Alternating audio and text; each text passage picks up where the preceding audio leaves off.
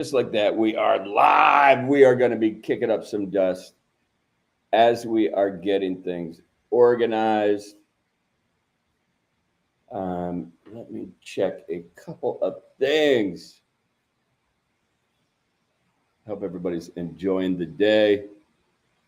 What is working here? Let's see. All right, we are working. Got to check more location.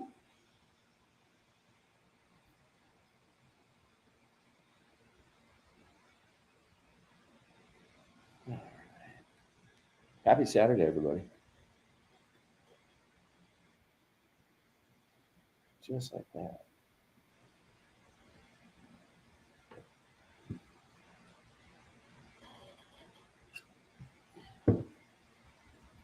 Let's see, we have a couple things going on. We are waiting for somebody to come join us. Until that happens, there is some news we can get into. So maybe that is a good place to start. We saw Bitcoin, it bounced to $84,000, marking a heavy week ahead. I think it's going to be absolutely nuts. I think bottom side, we hit about 74,000. All this momentum is fueled by Trump's tariff pause, except on China and soft CPI data. I think we are going to see a bunch of bargaining at the table this upcoming week. I think it's going to be a very interesting week. I think the tally was somewhere around 100 countries reached out post-tariff going official, and they were like, we are sorry, we need to backtrack this. We would like to speak to you about changing the narrative. And in short, I think the 90-day pause is going to be this negotiation period where the world changes. And whether tariffs do get imposed in 90 days, I really don't think they do. I think they will be this continued bargaining chip. Trump walked into a casino with a bag bigger than anybody, and he has the ability to sit down and just place astronomical bets. And I think countries look at the pot and they look at the risks they're taking, and they just decide, I do not want to play this hand. So I think that we are going to see that across the board. So I like it. Solana is leading the majors. It's up 6% on the day. We'll take it. We'll check in on the charts in a minute. And PiCoin, this is really interesting. It's ripping. It's in the top 50 back again. There was a bunch of FUD around this coin. So this Pi, I've been mining this for a bit. I believe the company started this whole initiative about 6 years ago. And supposedly it's the first crypto that you can mine on your phone. And when it got time for token launch and a bunch of other logistics to come in place, they decided it was time to KYC. And that made it difficult for a lot of people to do. One, they didn't mention this up until the token generation event was coming. Next up, they used ChatGPT to set up the KYC services. So programmers and devs kind of were like, this is unprofessional. This is no good. It was absolutely difficult to get in touch with the Pi Network team at the time. And the token just dropped and dropped. People were saying it was going to go to $10. It dropped to 60 cents or something. So it is interesting to see this turnaround. I wonder if it has a bright spot underneath. We are going to see if it actually kicks up. We have chaos, the clarity, noise, the narrative. It is Saturday. It's April 12th. Welcome to the Daily Quest. And because numbers never lie, but they sure as fuck confuse, we are going to pull up the current market charts and see what we are looking at. And the heat map, look at that. We will take this heat map. Man, look at that. It is absolutely beautiful. ETH is up 5.6%. Solana is up 9% on the day. XRP up 5%. Bitcoin up 1.8%. Currently, Bitcoin's trading at $85,050. Ethereum, $1,647. XRP, $2.14. BNB, $5.96. Once it hits that $600 mark, I think BNB is going to absolutely rip. We have Solana trading at 130. We love to see it. It is back in the green. We have some ground to make up for monthly losses. I think we are down 24% on the month. Solana, I think it is going to be the token of the future for everybody. Crypto Greed and Fear Index today is coming in at a 43. Yesterday, we were in extreme fear, coming in at a 25. Bitcoin dominance, it's in the red today. Ethereum dominance is back on the climb. It is so funny. I called Ethereum a buy at $1,000, and I love seeing it in the green again. I just think there's so much competition coming from Solana, Sui, Say, Phantom. There's an Abstract. There's so many chains that are going to take the focus away from Ethereum. So are we seeing that happen?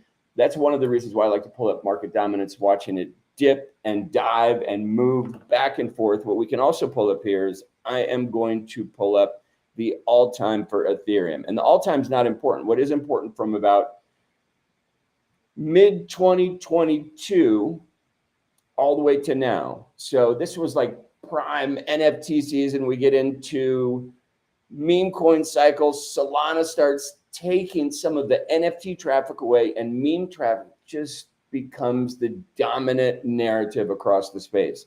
And as that happens, we see the slice of Solana just dwindle down to the smallest it's been in literally 5 years. So this should be alarming. I don't know if provenance, which is what Ethereum has and rings the bell with, I don't know if that's enough to keep people long term. I really don't. It will be interesting to see what happens. It is what it is. DEX volume today is coming in at $7.643 billion. It is a weekly change up 22.21% to the good.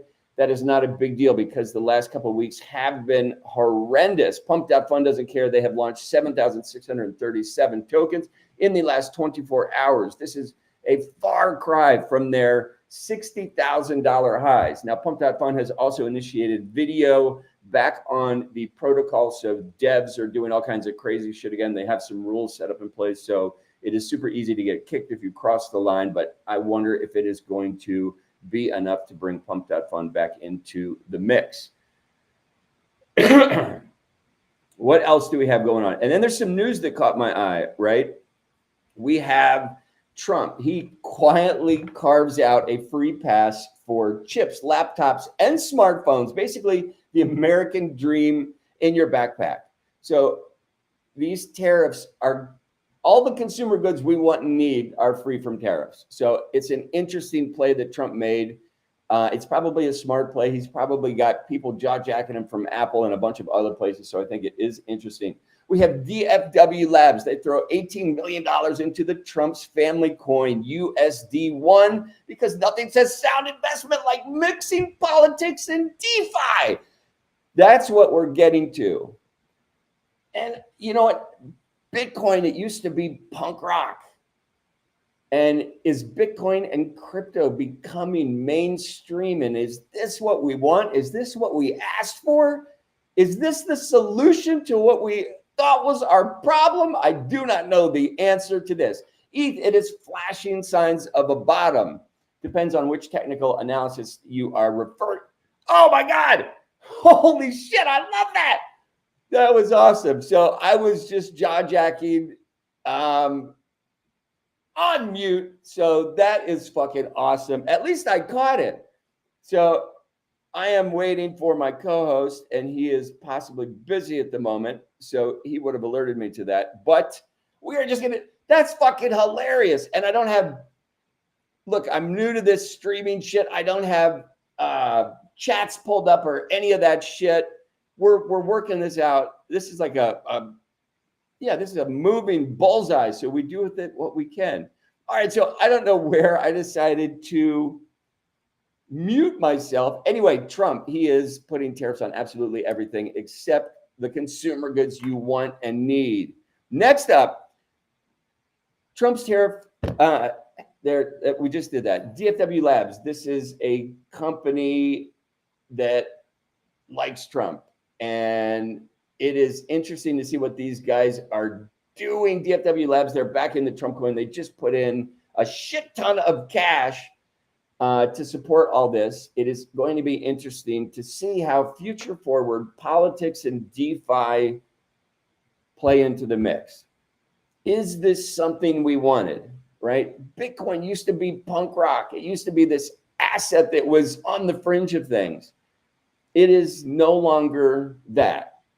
And all the nerds from the financial world are going to be playing with it. The politicians will be playing with it. Yes, it brings regulation, it brings guidance, it brings a bunch of the things that we lack and needed, but at what cost? So it's going to be interesting to see how all of this stuff plays into the mix. What I do think is super interesting about mixing DeFi and politics is it's all fucking on the blockchain, right? And that's a new stone to turn for the world. That in itself presents opportunity that did not exist before. That presents transparency. That presents trust. It presents a bunch of wonderful things that politicians can latch onto through using the blockchain. No more shady shit in politics. So all these mixtures, we can see them all online. So it is interesting. I love seeing this shit. I really do. Taking a hit of coffee.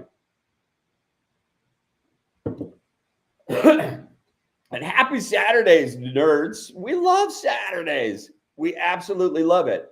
What was I looking at? Okay, so Ethereum, bottom signals, are they in? So I called Ethereum a buy at $1,000. And I think there's so much fucking competition coming down the pike from Solana, Abstract, Say, Sui, Phantom, Sonic, all of these competitors want that top spot. We talked about the Ethereum dominance dwindling over the past year and a half. Specifically, that's a big fucking number. That's a lot of Ethereum dominance to disappear in what people said was going to bring the DeFi revolution. Does it remain the backbone that we thought it would, or do these new competitors come steal some of that thunder? I think they will. It depends on which technical analysis you talk to. Some are saying it's crashing, some are saying it's going back up. I said I was a buyer of Ethereum at $1,000. I still love Ethereum. I just think there's a lot of headway that is going to give Ethereum a run for its money. And we haven't even started with the bull market. If some new competitor comes and is able to actually corral a huge portion of the newcomers, that will be a precedent that we have not seen in the crypto space before. We're talking about the world coming onto the blockchain in the next 10 years. It's not going to happen as fast as we think it is either. I think it is going to take a moment. Our excitement for this space does not fall outside these walls. Our excitement for this space propels us to stay in this space and try and onboard people. But if you have actually tried to onboard people, our message, our mission, it falls on deaf ears. That will change.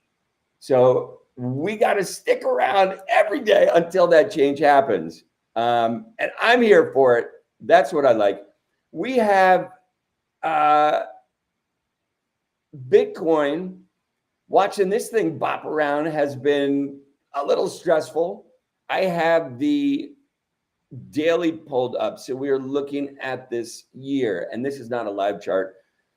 This is just a chart that I pulled up this morning, just looking at this fluctuation. So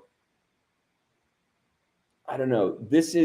I think Bitcoin is always going to be the canary in the coal mine. It is going to tell us where the market is going to go. I think it's interesting that Solana is cranking up today, right? Solana's up 8.9%, Ethereum 5%, Bitcoin's only up 1.64%. Is that because Solana and Ethereum have ground to make up? The answer in short is yes, but watching the dominance is a factor that should not go unnoticed by a lot of you. It's an interesting way to gauge where we might be going.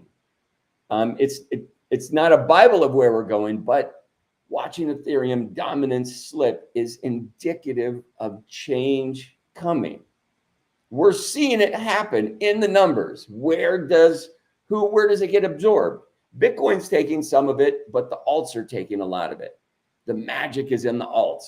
The magic is in Bitcoin as well. It's just a fucking great space to be here. CZ, he has gone at the Wall Street Journal. Supposedly there is a PvP match going on. Somebody said that CZ was, I don't know, tattletaling on Justin Sun. I don't know the validity of that story. I don't know if this is true. I don't know if they're even at war. So I will deep dive on this and put something out in the Substack, which I have not done today because we were just going to go live for a bit.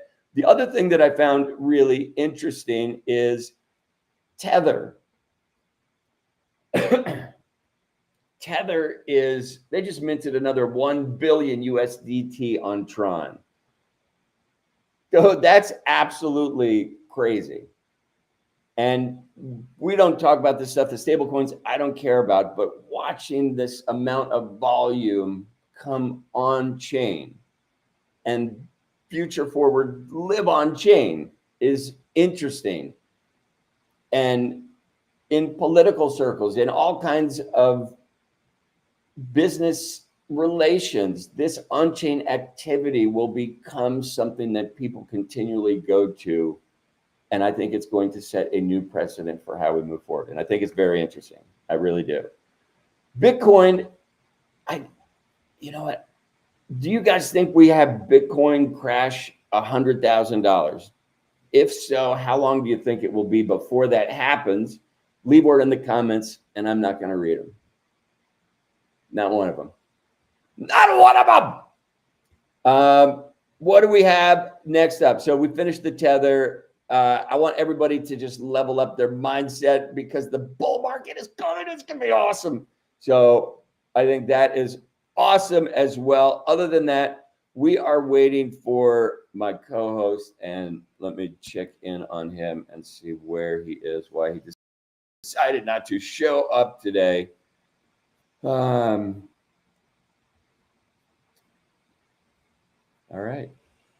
We will chalk that up as a no-show. I am letting him know.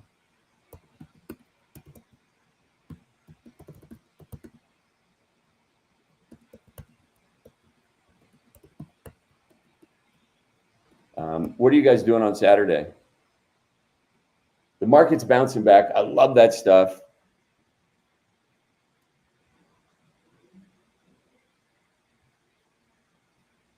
Okay.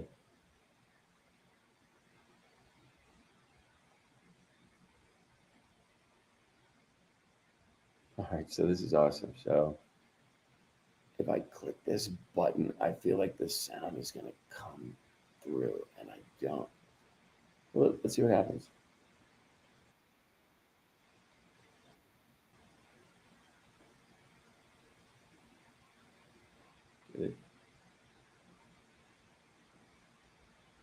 You know, I feel like I'm overloading the system if I do that.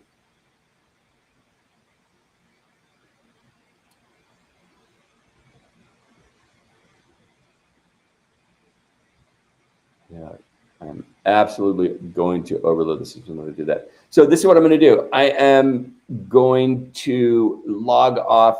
This is what I think happened. And this is, we're on this East Coast. All these time zones are a pain in the ass. And we might turn this back on at 3 p.m. or 4 p.m. Eastern Standard Time instead of 3 p.m. Eastern Standard Time. For me, it's 2:19 p.m. because I'm in Texas.